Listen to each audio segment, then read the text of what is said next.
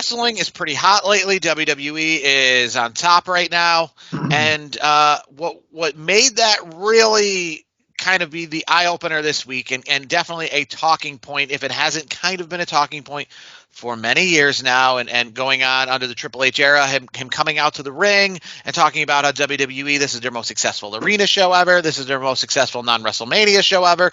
Financially, he says this, right? Highest grossing gate, right? Well, I can tell you that before WWE WrestleMania tickets even go on sale to the general public, not counting pre-sales, WrestleMania will be the most financially successful show in WWE history, because even if they sold just half of the amount of tickets they put on sale at the pre-sales, the prices were like no one has ever seen before. Enough that we're talking about it here on the show, and I think every other podcast is talking about it as well.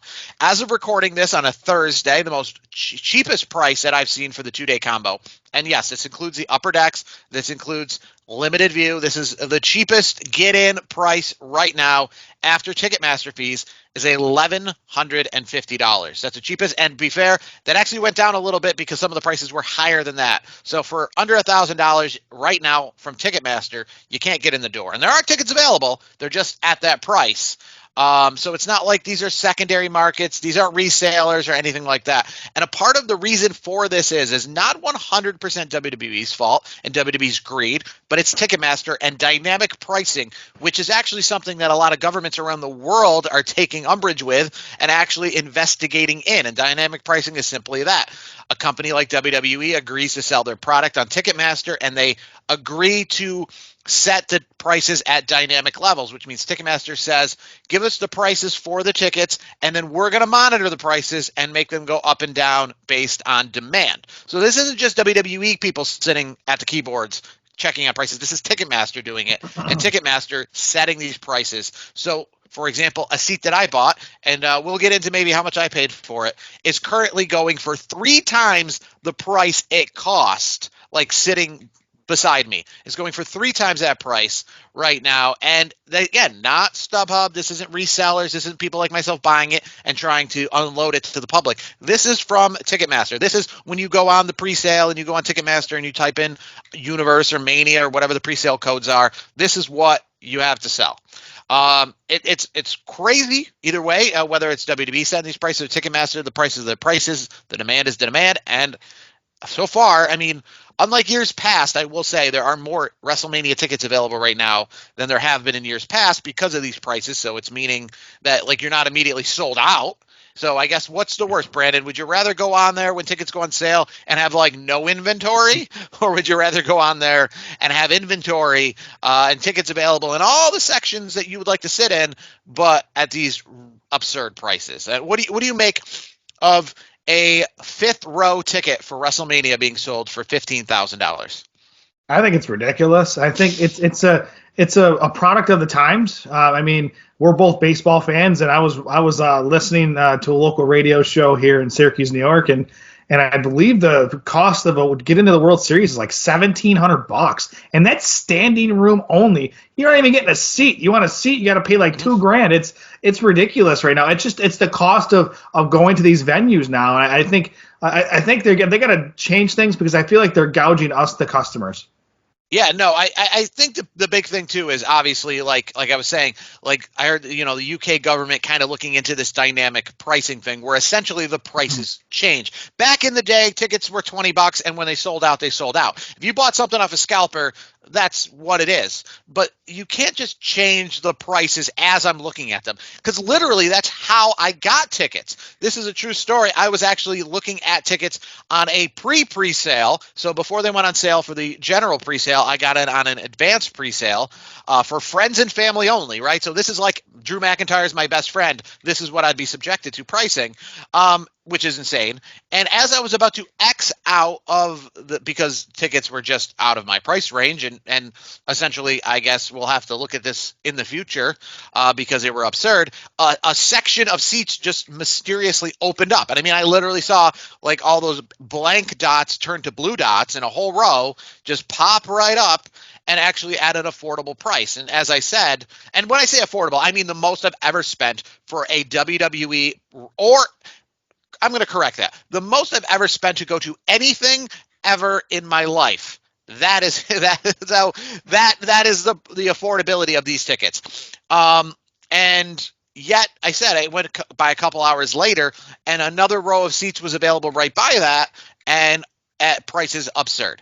I was lucky to get tickets for under $500. Not close to that, but close to that essentially. So, but I mean that's a bargain in comparison. Like I said, if you're on Ticketmaster right now, there is nothing under $1,000 per ticket. That's I crazy. don't know when they go on sale for single nights, what they will run.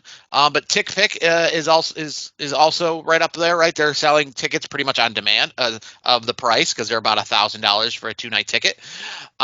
So yeah, it is crazy. I don't know. Like I said, it's not all WWE's blame 100%, but at the same time, they're sitting by probably a little complacent. Let's be honest. Let's be honest. I know a lot of people. A lot of people talk about it online and just amongst each other and stuff. Ticketmaster is just they're not great. Let's be honest, they're not great, and I feel like there needs to be some sort of investigation in there because I just feel like they're price gouging so badly that it's like. People are gonna. I mean, unfortunately, people are gonna be going into even more debt because they're like, well, I want to go see this show or go to that show. It shouldn't be like that. And you shouldn't have to wonder what the prices are going to be. Like I shouldn't have to buy that ticket and then wonder if Ticketmaster themselves is going to release more tickets at a cheaper price a couple months down the line, right? I shouldn't have to wonder if the prices are going to go up or the prices are going to go down. The prices should be the prices. When I go to a typical concert or like a minor league baseball game or something local, the tickets are $10. And if I buy them today or I buy them tomorrow, they're $10 or $12 or whatever, right? They don't just change on a fly. It's like that with the airlines. Now it's like that with tickets. And it shouldn't be like that. We are seeing this obviously with Oasis tickets on sale. We're seeing this with Taylor Swift. So, I mean, they're getting a lot of bad press when it comes to this. And one other place they're getting bad press, and it kind of scares me because of the price of these tickets, is a lot of people, specifically with Taylor Swift tickets, are finding out that because of a big Ticketmaster hack from a couple months ago, that they're having to get their tickets back once they're being hacked out of their accounts. A lot of people are talking about they get an email or don't even get an email and notice that Taylor Swift specifically because of the high dollar value. Tickets are being essentially transferred out of their accounts while they're sleeping in the middle of the night. And that's a scary thing to think about because, like I said, you got to fight with Ticketmaster to try to get those tickets back. And like cash, once it's gone, sometimes there's not much that some of these places can do. If you don't notice it quick enough, there's a lot of times there's nothing that you can do. Like I said, I find probably the funniest thing about all of this is that despite these tickets are $10,000, $15,000, for floor seats, we're not talking, these aren't packages. You know what I mean? These aren't the things that I don't know about that the major celebrities are buying. These are just a general, opened on Ticketmaster ticket prices tickets. Again, not packages, not reserved for celebrities, not something I'm hearing about, something I could physically see with my eyes on Ticketmaster open to the general public. And I imagine LeBron James or A-Rod or any of these major celebrities who are going to WrestleMania aren't buying these tickets. They're going VIP, they're going as a guest, they're going as a package that's comped to them. So these are for the general public. These are for the non-people out there who are going to get press passes. These are for the people out there who are buying tickets, just like a general person on a website. But what I find crazy about all this is at the end of the day, you're not getting a ticket for them, right? So when I bought my ticket, despite the fact that it's the most expensive ticket I've ever bought for anything in my life, it's just an email. It's just an email on my phone. You know what I mean? I'm not getting some commemorative, reflective ticket sent in the mail via UPS, signed over from a courier, one of those crazy things. This is just a thing, an email on my phone that just shows up, no special gift bag it comes in, like when you see, I know you've seen, you're a big football guy, and we've seen it too, when people get season tickets for football or basketball, they come in a package, a cool box or something, right? Nope. I'm not getting, anything crazy like that.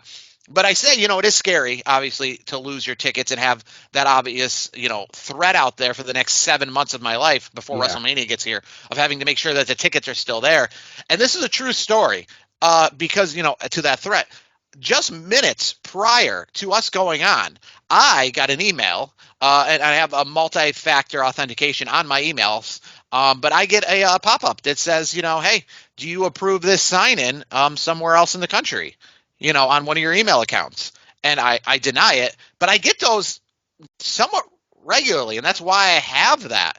And Yeah. there's actually a place on my email I can go and look, and it says suspicious activity. And this isn't no lie here.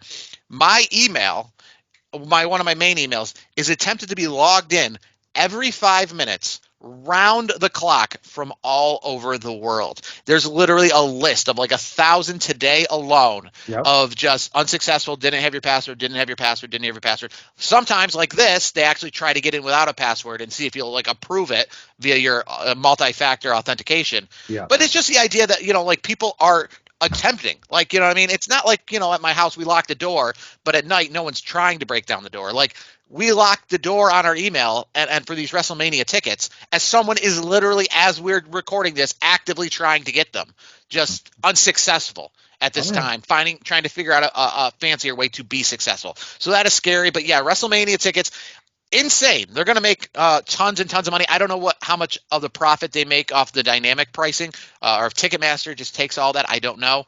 I imagine they get a cut of it, of course. So they're going to come out, and Triple H is going to come out and say, boy, we've made more money at this WrestleMania than we've ever made for a whole year before. And we're all going to clap and say, you're welcome, because we gave you that money. I hope, Triple H, you made a lot of money, because you got it from me. It's a lot of money, so you don't have to tell me you made a lot of money. It'd be like if I had a Tesla and I sold it to someone and they gave me $80,000 and I said, wow, thank you, I have $80,000 now. They'd be like, yeah, I know, I just gave it to you.